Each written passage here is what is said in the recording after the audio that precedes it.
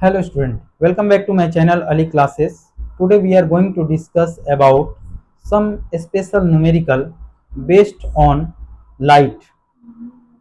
तो कुछ न्यूमेरिकल के बारे में आज हम लोग बात करेंगे जो लाइट पर आधारित है। ठीक है, तो देखिए इसमें this is the question here. बिना टाइम बर्बाद किए बात कर लेते हैं क्वेश्चन पर सीधा। An object 3 centimetre high is placed at a distance of 10 centimeter in front of converging mirror of focal length 20 centimeter. Okay, तो बेटा यहां पर क्या दिया हुआ है? एन ऑब्जेक्ट 3 सेंटीमीटर हाई, मतलब ये हुआ कि ये ऑब्जेक्ट का साइज दिया हुआ है। हाइट कह सकते हो, साइज कह सकते हो, तो हम लिख लेते हैं we have given height of object h o, ये कितना दिया हुआ है? तो 3 सेंटीमीटर दिया हुआ है। Is placed at a distance of 10 centimetre, ये 10 सेंटीमीटर के डिस्टेंस पर ऑब्जेक्ट को रखा गया है कन्वर्जिंग मिरर के सामने। ठीक है, तो ऑब्जेक्ट को मिरर से जितने डिस्टेंस पर प्लेस किया गया है, रखा गया है, वो कहलाता है ऑब्जेक्ट डिस्टेंस। यानी कि ये जो 10 है ये हो जाएगा ऑब्जेक्ट डिस्टेंस। ओके, तो ऑब्जेक्ट डिस्टेंस को हम लोग यू से रिप्रेजेंट करते हैं, तो ये हो गया u का वैल्यू 10 सेंटीमीटर। किसके सामने? तो from converging mirror. Converging mirror हम लोग बोलते हैं कनकेव मिरर को। किसको बोलते हैं? कनकेव मिरर को बोलते हैं। ठीक है, तो ये हो गया कनकेव मिरर जिसका फोकल लेंथ है 20 सेंटीमीटर। तो जिस मिरर के सामने ऑब्जेक्ट को रखे हैं उस मिरर का फोकल लेंथ दिया हुआ है 20 सेंटीमीटर, तो ये हो जाएगा आपका 20 सेंटीमीटर। ओके, आगे बढ़ते हैं। We have to find the position, nature and size of image. तो पोजीशन का मतलब होता है कि इमेज कितने डिस्टेंस पर फॉर्म हो रहा है, यानी कि सीधा सीधी कहा जाए तो पोजीशन का मतलब हो गया इमेज डिस्टेंस। ओके, इमेज का पोजीशन मींस इमेज डिस्टेंस। तो वी हमको कैलकुलेट करना है, साथ ही साथ साइज ऑफ इमेज यानी कि H I, that is height of image, इसको भी कैलकुलेट करना है और बाद में देखेंगे नेचर क्या होगा। ठीक है, तो सबसे इंपॉर्टेंट बात यह है कि कनकेव मिरर जो है वो वर्चुअल इमेज भी फॉर्म करता है और रियल इमेज भी फॉर्म करता है। ठीक है, तो अगर वर्चुअल इमेज फॉर्म किया तो क्या होगा? इमेज डिस्टेंस प्लस हो जाता है, क्योंकि वर्चुअल इमेज राइट साइड में बनता है। ठीक है, लेकिन अगर वर्चुअल इमेज फॉर्म नहीं किया तो सभी डिस्टेंसेस माइनस में होता है, क्योंकि वो लेफ्ट साइड में होता है। तो सबसे बड़ा कंफ्यूजन कनकेव मिरर को लेकर के ये हो जाता है कि सर हम कैसे समझेंगे कि ये वर्चुअल इमेज फॉर्म कर रहा है या फिर रियल इमेज फॉर्म कर रहा है, क्योंकि इसमें तो कहीं भी इस बात को नहीं लिखा हुआ है कि रियल इमेज बना रहा है या फिर वर्चुअल इमेज बना रहा है। ठीक है, अगर लिख देता तो सिंपल क्वेश्चन हो जाता, लेकिन जब नहीं लिखा है तो आप कैसे पता करोगे कि वर्चुअल इमेज बन रहा है या फिर रियल इमेज बन रहा है? तो उसका बहुत ही सिंपल सा तरीका है। आपको पता है कि कनकेव मिरर जो है हमेशा रियल इमेज बनाता है एक केस को छोड़ करके। वो केस कौन सा है? तो जब हम लोग ऑब्जेक्ट को P और F के बीच में रखते हैं, यानी कि पोल और प्रिंसिपल फोकस के बीच में रखते हैं। मान लीजिए ये पोल हो गया और ये हो गया प्रिंसिपल फोकस, तो इसके बीच में अगर ऑब्जेक्ट रखेंगे तो मात्र यही एक ऐसा केस है जिसमें वर्चुअल इमेज बनता है, और जब भी वर्चुअल इमेज बनेगा तो वो राइट साइड में बनेगा। तो ये कुछ इस तरह से इमेज बनेगा, ये डायरेक्टली पोल से टकराएगा और इस तरह से रिफ्लेक्ट हो जाएगा। और दूसरा होता है सेंटर ऑफ कर्वेचर से लाइट पास होता है, तो ये कुछ इस तरह से बनेगा। ठीक है, तो सी से जब जाएगा तो सी के अलोंग में ही क्या होगा? ये बैंड हो जाएगा। अब देखते हैं कि आगे बढ़ाने से ये कहीं इंटरसेक्ट नहीं कर रहा, यानी कि इधर कहीं इमेज नहीं बनेगा। तो इमेजिंग करते हैं कि यदि इसको पीछे बढ़ाते हैं तो ऐसा लग रहा है कि ये कहीं ना कहीं एक दूसरे से मीट कर रहा है, और जहां पर एक दूसरे से मीट करेगा वहीं पर बनेगा वर्चुअल इमेज। ओके, तो केवल इस केस को छोड़ करके कनकेव मिरर में, अगेन वी रिपीट, केवल इस केस को छोड़ करके जब ऑब्जेक्ट P और F के बीच में रहता है, इसको छोड़ करके बाकी जितने भी केसेस है सभी में, कनकेव के केस में सब नेगेटिव हो जाएगा। ठीक है। लेकिन इस केस में क्या होता है, चूंकि इमेज मिरर के पीछे बनता है, तो ये हो गया इमेज डिस्टेंस जिसको हम v से रिप्रेजेंट करते हैं। तो चूंकि राइट साइड में बन रहा है, तो राइट साइड में डिस्टेंस क्या होता है, ये पॉजिटिव होता है। ठीक है। अदरवाइज इसको छोड़ दिया जाए तो हर केस में v का वैल्यू क्या होगा, नेगेटिव होगा। u हमेशा ही नेगेटिव होता है क्योंकि लेफ्ट साइड में ही रखा रहता है। ठीक है। तो सब कुछ नेगेटिव होता है कनकेव में, और कॉन्वेक्स मिरर में सब कुछ पॉजिटिव हो जाएगा ऑब्जेक्ट डिस्टेंस को छोड़ करके। ठीक है। तो आपको समझ में आ गया कि अगर लिख देगा कि वर्चुअल इमेज बन रहा तो बिल्कुल क्लियर हो जाता है कि लास्ट वाला केस है। लेकिन यहां पर इस क्वेश्चन में कहीं पर भी मेंशन नहीं किया है कि वर्चुअल इमेज बन रहा है। तब हम कैसे पहचानेंगे कि ये लास्ट वाला केस है। मेरे कहने का मतलब है कि ऑब्जेक्ट को P और F के बीच में रखा गया है, ये कैसे पहचानेंगे। तो देखो बेटा, ये बिल्कुल सिंपल सा तरीका है कि जब भी U का वैल्यू लेस होगा F से, आप देख सकते हो F कितना है 20 है, U कितना है 10 है। तो जब F से छोटा होगा U, तो आप समझ लो कि यह लास्ट केस होने वाला है, क्योंकि P से F के बीच का डिस्टेंस को बोलते हैं फोकल लेंथ, जो कि 20 सेंटीमीटर है यहाँ पर, और ऑब्जेक्ट डिस्टेंस 10 है। मतलब ये हुआ कि यहाँ तक 10 है, तो आप समझ सकते हैं कि ऑब्जेक्ट को P और F के बीच में ही रखा हुआ है। समझ गए। अगेन भी रिपीट कि जब भी U का वैल्यू F से छोटा हो जाए तो आप समझ जाइए कि ये लास्ट केस है, और लास्ट केस में image behind the mirror form होगा, दैट इज कि राइट साइड में फॉर्म होगा, और इसलिए V का वैल्यू पॉजिटिव हो जाएगा। बाकी सब क्या होगा, तो नेगेटिव हो जाएगा। ठीक है। अब हम लोग देखते हैं, ऑब्जेक्ट चूंकि हमेशा लेफ्ट साइड में होता है इसलिए ये नेगेटिव हो जाएगा। ये लेफ्ट हो गया, लेफ्ट में चीज नेगेटिव होता है और राइट में पॉजिटिव होता है। फोकल लेंथ क्या हो जाएगा, नेगेटिव हो जाएगा। केवल v का वैल्यू क्या होगा, ये पॉजिटिव होगा, ये अपने आप ही आ जाएगा।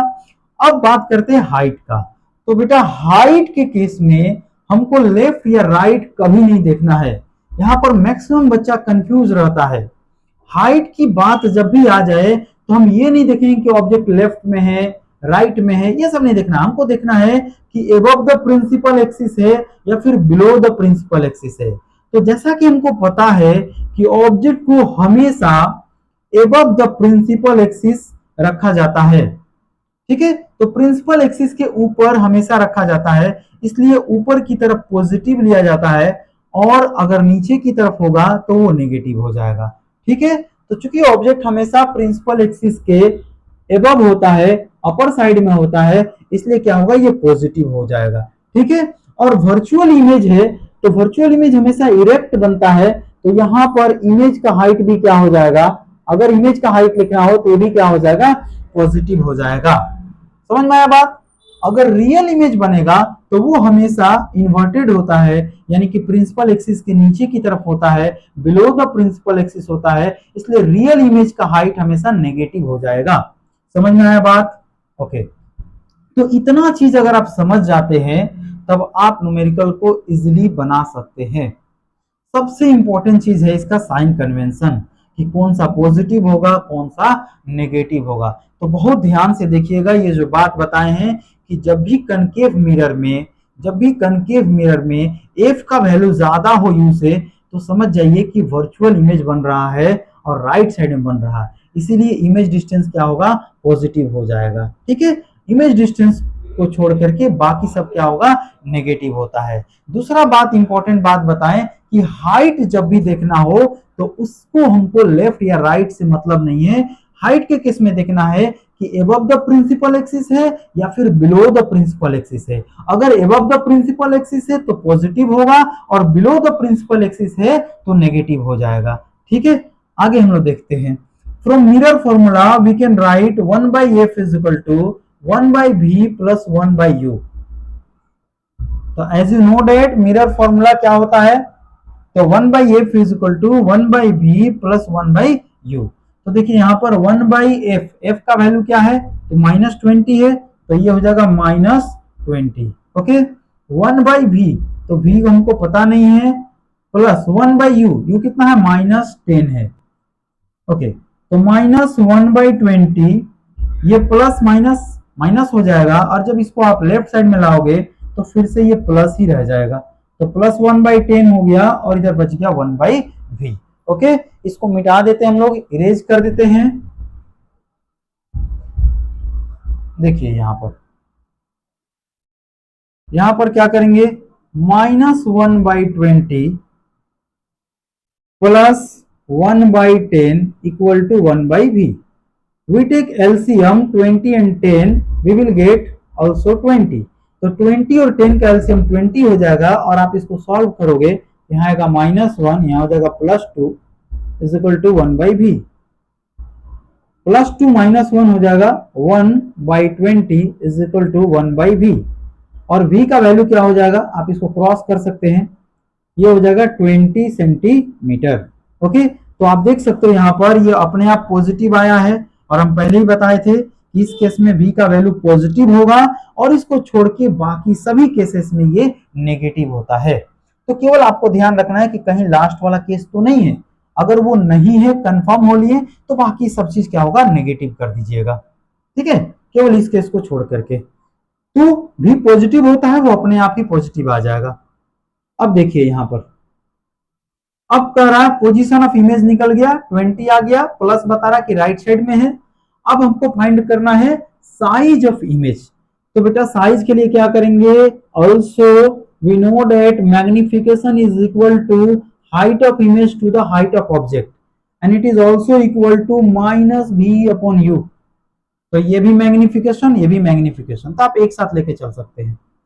तो hi का वैल्यू कैलकुलेट करना है और ho का जो वैल्यू है वो कितना है, हाइट ऑफ ऑब्जेक्ट ये दिया है 3 इज इक्वल टू -v का वैल्यू कितना हो गया, तो 20 हो गया, और u का वैल्यू कितना है, तो -10 है।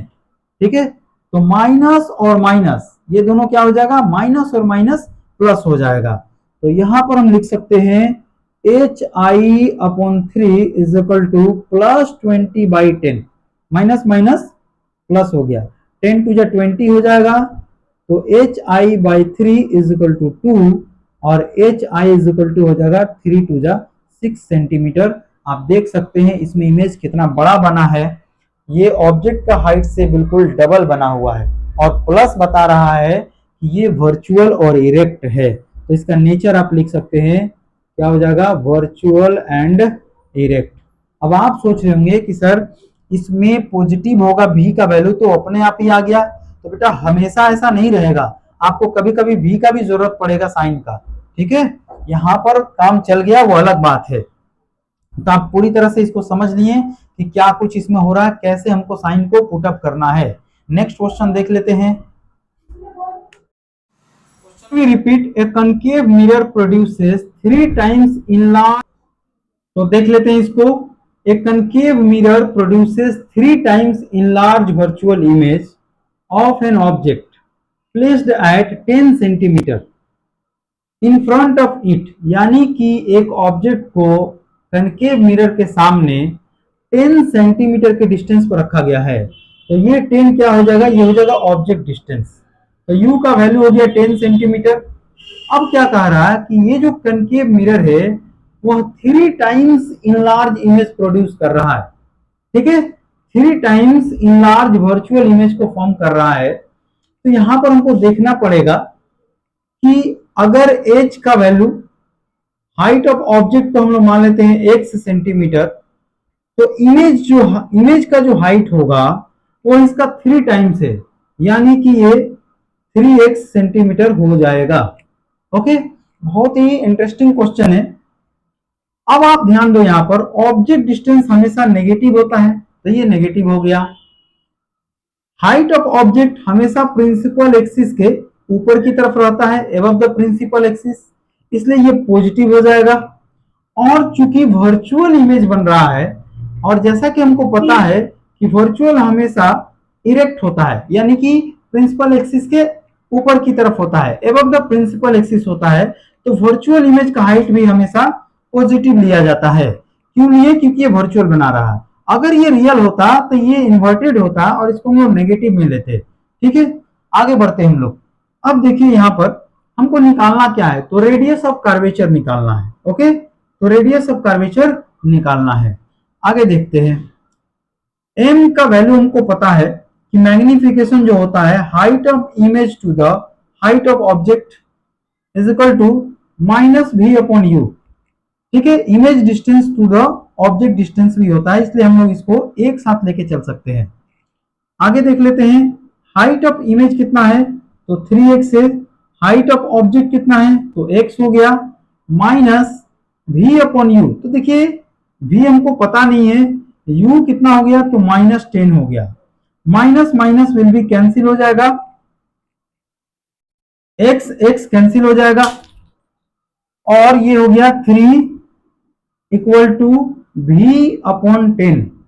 और यहां से जब आप v को निकालेंगे ये हो जाएगा 3 10 जा 30 सेंटीमीटर।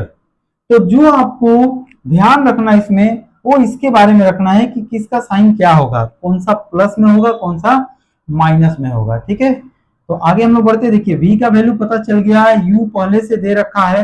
अब आप क्या करोगे, मिरर फॉर्मूला अप्लाई करके फोकल लेंथ को निकाल लो। तो by mirror formula as we know that 1/f is equal to 1/v plus 1/u। तो 1/f, f मीन्स f को कैलकुलेट करना है, इज इक्वल टू 1/v। तो v का वैल्यू 30 आ गया, और देखिए ये पॉजिटिव में भी आया है, इसका मतलब क्या है, ये राइट साइड में बन रहा है। ठीक है, प्लस 1/u, u का वैल्यू -10 है, 1/30 प्लस माइनस माइनस हो जाएगा 1/10, और 30 और 10 का एलसीएम हो जाएगा 30, यहाँ 1 आएगा और यहाँ -3 आ गया। ओके, ये हो गया -2 अपॉन 30। इसको आप इसको 2 से ये कट जाएगा, तो 1/15 आ जाएगा यहाँ पर। तो 1/f का वैल्यू हो गया 1/15, और जब f का वैल्यू आप निकालोगे तो इसको रिवर्स कर दोगे, ये हो जाएगा -15 अपॉन 1, यानी कि इसका वैल्यू हो गया -15 सेंटीमीटर। लेकिन हमको निकालना क्या है, रेडियस ऑफ कर्वेचर। तो बेटा आपको पता है कि रेडियस ऑफ कर्वेचर जो होता है वो फोकल लेंथ का डबल होता है, यानी कि r का वैल्यू हो जाएगा 2f, यानी 2 और f के जगह पर हो गया -15, यानी ये आ गया -30 सेंटीमीटर। ओके, तो रेडियस ऑफ कर्वेचर हो जाएगा -30 सेंटीमीटर। तो यहाँ पर ध्यान रखिएगा, इस क्वेश्चन में काफी अच्छा क्वेश्चन दिख रहा है कि यहाँ पर कब जो है साइन पॉजिटिव होगा और कब जो है वो नेगेटिव होगा। अगर आप इतना कर लेते हैं तो सारा क्वेश्चन इजीली बन जाएगा। ओके, नेक्स्ट क्वेश्चन देखते हैं। थर्ड क्वेश्चन है, when an object is placed at a distance of 50 centimetre. तो जब एक ऑब्जेक्ट को 50 सेंटीमीटर के डिस्टेंस पर रखा जाता है फ्रॉम अ कनकेव मिरर से, ठीक है, द मैग्निफिकेशन प्रोड्यूस इज -1/2। देखो इस वीडियो में जो भी क्वेश्चन लिए काफी टफ क्वेश्चन लिया हुआ है। ठीक है, तो कह क्या रहा है कि जब एक ऑब्जेक्ट को कनकेव मिरर से 50 सेंटीमीटर के डिस्टेंस पर रखा जाता है तो उसका मैग्निफिकेशन कितना प्रोड्यूस हो रहा है, -1/2, यानी कि ऑब्जेक्ट डिस्टेंस कितना दिया हुआ है, 50 सेंटीमीटर। तो ये हो गया 50 सेंटीमीटर। जब ऑब्जेक्ट डिस्टेंस 50 है तब मैग्निफिकेशन का वैल्यू आ रहा -1/2। ओके, अब कह रहा where should the object be placed, ऑब्जेक्ट को कहां रखा जाना चाहिए to get a magnification of -1/5। आपसे पूछ रहा कि ऑब्जेक्ट डिस्टेंस कितना होना चाहिए ताकि मैग्निफिकेशन -1/5 मिल जाए। ठीक है, -1/5 मिल जाए। समझ में आ रहा बात? देखिए इस क्वेश्चन को हमको इस तरह से कुछ समझना है कि कभी भी ऑब्जेक्ट डिस्टेंस को जब हम चेंज करेंगे तो इमेज का डिस्टेंस में चेंजिंग आएगा। हम लोग फॉर्मेशन ऑफ इमेज में देख रहे थे कि u का पोजीशन जब हम लोग चेंज करते हैं तो v का पोजीशन में भी चेंजिंग आता है। तो u जब बढ़ेगा या घटेगा तो v भी बढ़ेगा घटेगा, यानी कि जब ऑब्जेक्ट डिस्टेंस हम चेंज करेंगे तो इमेज डिस्टेंस में भी वेरिएशन आएगा। अब अगर ऑब्जेक्ट डिस्टेंस चेंज करने से इमेज डिस्टेंस बदल रहा है तो ऑब्जेक्ट और इमेज डिस्टेंस का चेंज होने से आपको पता है कि मैग्निफिकेशन में भी चेंजिंग आएगा, क्योंकि मैग्निफिकेशन किस पर डिपेंड करता है, इमेज डिस्टेंस और ऑब्जेक्ट डिस्टेंस पर डिपेंड करता है। तो जब ऑब्जेक्ट डिस्टेंस और इमेज डिस्टेंस चेंज होगा तो 100% मैग्निफिकेशन भी क्या होगा, चेंज हो जाएगा। लेकिन आपको इस क्वेश्चन में कंसेप्ट ये पकड़ना है कि ऐसा क्या चीज है जो चेंज नहीं होगा, ऐसा क्या चीज है जो चेंज नहीं होगा। ऑब्जेक्ट डिस्टेंस को चेंज करने से इमेज डिस्टेंस चेंज होगा, और इमेज डिस्टेंस और चेंज होने की वजह से मैग्निफिकेशन भी चेंज होगा। लेकिन हमको ऐसा कुछ ढूंढना है इसमें जो चेंज नहीं होता हो ऑब्जेक्ट के पोजीशन को चेंज करने पर, तो वो है आपका फोकल लेंथ।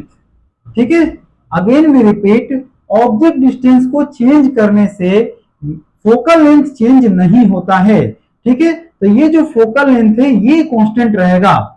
समझ में आ रहा बात, ये क्या रहेगा, कांस्टेंट रहेगा। Focal length remains constant. ठीक है, ये कब बदलेगा, जब आप मिरर को चेंज कर दोगे, जब आप मिरर को चेंज कर दोगे तब आप फोकल लेंथ को बदल सकते हैं, क्योंकि अलग अलग फोकल लेंथ का मिरर आता है। लेकिन आप अगर ये सोच रहे हो कि ऑब्जेक्ट डिस्टेंस को हम चेंज करके फोकल लेंथ को चेंज कर ले, तो वो नहीं होगा। यानी कि हम ये समझे कि ऑब्जेक्ट डिस्टेंस को चेंज करने से इमेज डिस्टेंस में चेंजिंग आएगा, और इमेज डिस्टेंस को चेंजिंग आने से क्या होगा, मैग्निफिकेशन बदल जाएगा। लेकिन एक ऐसा चीज है जो नहीं बदलेगा, वो है फोकल लेंथ। इसी कंसेप्ट का यूज करके हम लोग इस क्वेश्चन को सॉल्व कर सकते हैं। ठीक है, तो आगे देखते हैं हम लोग। आज जैसा कि हमको पता है कि ऑब्जेक्ट डिस्टेंस हमेशा नेगेटिव होता है। अब यहां पर देखिए, m का वैल्यू हमको पता है -v/u होता है। m का वैल्यू दिया भी है, we have also given the value of m, so -1/2 can be put at the place of m, and right side में क्या है, तो -v/u, minus minus will be cancelled and we have left 1/2, and on the right side v/u. From this equation we can calculate the value of u in term of v, that is u will be equal to 2v। तो u का value आ गया 2v। Okay, अब क्या करते हैं हम लोग, अब आप इसमें मिरर फॉर्मूला अप्लाई कर सकते हो और फोकल लेंथ निकाल लेना है। और जो फोकल लेंथ निकलेगा इस केस में, जैसा कि हम आपको बता चुके हैं कि फोकल लेंथ नहीं चेंज होगा, तो जो फोकल लेंथ आएगा नेक्स्ट केस में भी वही फोकल लेंथ को हम लोग यूज कर सकते हैं। तो from mirror formula 1/f is equal to 1/v plus 1/u। तो 1/f 1/v, v के जगह पर कितना है 2v, ये आ गया 2v प्लस 1/u, u के जगह पर कितना है -50, ये जगह -50। तो 1/f is equal to 1/2v, और यहां पर कितना हो गया, ऑब्जेक्ट डिस्टेंस का वैल्यू हो गया 2v। अच्छा एक मिनट, देखो आप यहां पर चूंकि u का वैल्यू तो दिया ही हुआ है, तो यहां से निकाल सकते हैं u/2 is equal to v। तो u का वैल्यू जब 50 सेंटीमीटर दिया हुआ है तो कितना हो जाएगा v इसका हाफ है, तो 50 का हाफ कितना हो जाएगा -25 सेंटीमीटर। यहीं पर आपका v निकल गया। ठीक है, तो u का वैल्यू चूंकि दिया हुआ है -50, तो आप यहां से u का वैल्यू जब -50 पुट करेंगे तो -50/2 v का वैल्यू आ जाएगा -25। अब आप क्या करो कि सीधा सीधी v के जगह पर आप रख सकते हो कितना, -25। तो v का वैल्यू आ गया -25 प्लस u दिया ही है -50। ओके, अब क्या करेंगे हम लोग, इसका एलसीएम लेंगे -25 और -50 का, तो कितना हो जाएगा 50 हो जाएगा। तो यहां हो गया -2 माइनस यहां पर हो गया 1, तो कितना हो गया -3/50। तो f का वैल्यू कितना हो जाएगा, तो ये रिवर्स कर देंगे इसको, तो ये जगह -50/3 सेंटीमीटर। ओके, अब देखिए आपका मेन प्रॉब्लम सॉल्व हो गया। हम लोग f का वैल्यू निकाल लिए, और जैसा कि हम बताए थे, बार बार बता रहे हैं कि f का वैल्यू चेंज नहीं होगा। आप ऑब्जेक्ट डिस्टेंस चेंज कर लो, इमेज डिस्टेंस चेंज हो जाएगा। इमेज बदलने की वजह से मैग्निफिकेशन भी चेंज हो जाएगा, लेकिन फोकल लेंथ चेंज नहीं होगा। तो क्वेश्चन में हमसे ये पूछा कि where should the object be placed to get magnification -1/5 at the place of -1/2, यानी कि -1/2 के जगह पर आना चाहिए -1/5 मैग्निफिकेशन। तो आपसे पूछ रहा कि ऑब्जेक्ट को कहां रखा जाना चाहिए, यानी कि ऑब्जेक्ट डिस्टेंस कितना होना चाहिए कि उसका मैग्निफिकेशन -1/5 आ जाए। ठीक है, तो अब हम मान लेते हैं कि ऑब्जेक्ट डिस्टेंस जो है u डैश हो जाएगा, तो इसका मैग्निफिकेशन -1/5 हो जाएगा। ठीक है, तो आप यहां पर क्या करो, क्योंकि आगे देखिए ये काफी सिंपल हो गया। इसी फोकल लेंथ को अगला केस में हम लोग यूज कर लेंगे। अब देखिए हम ये मान लेते हैं कि मैग्निफिकेशन -1/5 होने के लिए ऑब्जेक्ट डिस्टेंस हमारा u डैश हो जाएगा। तो let object distance be u dash. ठीक है, किसके लिए? फॉर मैग्निफिकेशन m डैश मान लीजिए, फॉर मैग्निफिकेशन -1/5 के लिए। ठीक है, तो -1/5 मैग्निफिकेशन होने के लिए हम मान लेते हैं कि ऑब्जेक्ट डिस्टेंस कितना होना चाहिए, u डैश होना चाहिए। तो आगे देखिए m dash is equal to, फिर से निकालेंगे हम लोग जैसा यहां पर सॉल्व किए थे नया मैग्निफिकेशन लेकर के। तो हमको पता है -v/u होता है। ठीक है, तो v की जगह पर हो जाएगा v डैश, क्योंकि ऑब्जेक्ट डिस्टेंस चेंज होगा तो इमेज डिस्टेंस भी चेंज हो जाएगा, और यहां पर हो गया u डैश। तो m डैश का वैल्यू हो गया -1/5 माइनस v डैश हमको पता नहीं है, u डैश भी नहीं पता है, सब कुछ निकालना है। आगे हम लोग इसको क्रॉस करेंगे तो कितना मिलेगा, u डैश का वैल्यू आ जाएगा, माइनस माइनस कैंसिल हो जाएगा, तो ये हो गया 5v डैश। ठीक है, अब क्या करेंगे हम लोग, अब क्या करेंगे, मिरर फॉर्मूला अप्लाई करेंगे और फोकल लेंथ इसी को रखेंगे, क्योंकि ये नेक्स्ट केस में भी सेम रहेगा, ये चेंज नहीं होगा। तो 1/f is equal to 1/v plus 1/u। तो यहाँ पर हो जाएगा v डैश और यहाँ पर हो जाएगा u डैश। तो 1/f, f की जगह पर कितना हो गया -50/3, तो -50/3 हो गया। 1/v डैश, तो देखिए v डैश ही रहने दीजिए, प्लस 1/u डैश, तो u डैश का वैल्यू कितना आया है, +5v डैश। ओके, अब यहां पर कितना हो जाएगा, ये उल्टा हो जाएगा, तो ये हो जाएगा 3/-3/50 हो जाएगा, और इधर क्या हो जाएगा, v और 5v का एलसीएम हो जाएगा 5v डैश, यहां से हो जाएगा 5 और यहां पर हो जाएगा 1। तो कितना मिल गया हमको, तो हमको मिल गया -3/50, -3/50 is equal to 6/5v dash. ठीक है, 6/5v डैश। अब आप इसको क्रॉस कर लो तो आपको मिल जाएगा कितना, ये हो जाएगा -15v dash is equal to 50 into 6, 50 into 6।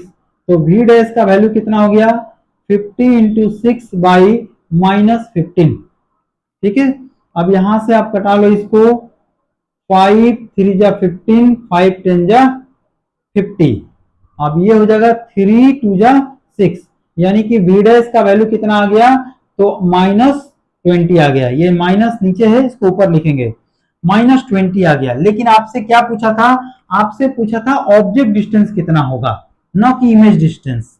ठीक है, तो ऑब्जेक्ट डिस्टेंस कितना है, नया वाला ऑब्जेक्ट डिस्टेंस, तो u डैश का वैल्यू पूछ रहा, ये 5v डैश, ये हो गया 5v डैश। तो 5 और v डैश का वैल्यू कितना हो गया, -20। तो यहां पर आप रखेंगे -20, तो कितना आएगा, -100 सेंटीमीटर। यानी कि -1/5 मैग्निफिकेशन होने के लिए ऑब्जेक्ट डिस्टेंस कितना होना चाहिए, -100 सेंटीमीटर होना चाहिए। ठीक है, माइनस इसलिए आया है क्योंकि ऑब्जेक्ट को लेफ्ट साइड में रखा जाता है। समझ में आ गया? Okay, thank you.